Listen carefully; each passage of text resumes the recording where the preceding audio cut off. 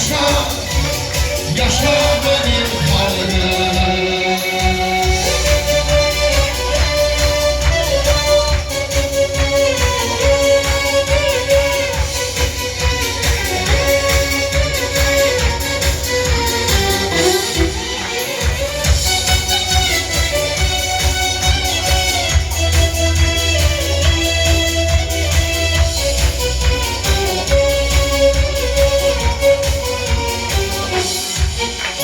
Ölse ya da eğilme, düşme dara çetine.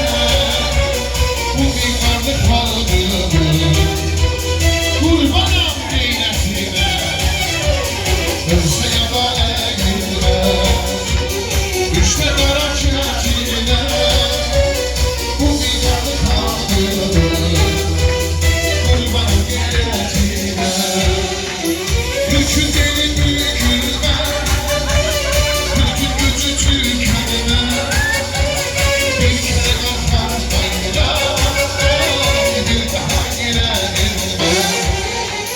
gel bacım gel kardeşim, bir vaktim yoluna, sinesi dallanmasın, bölünmesin kurban.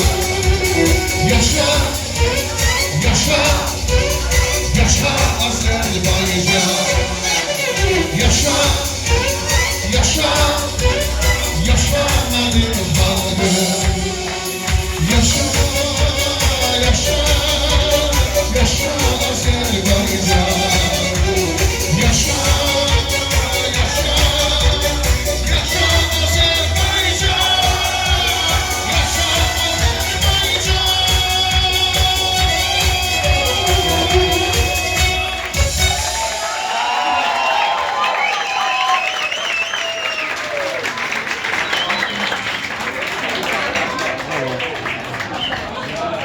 Çok sağ olun.